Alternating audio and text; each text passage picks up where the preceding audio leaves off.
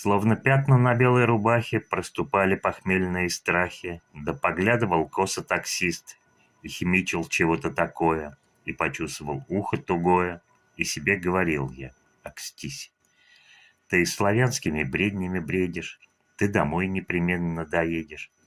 Он не призрак, не смерти, никто, молчаливый работник приварка. Он по жизни из пятого парка, обыватель, водитель авто.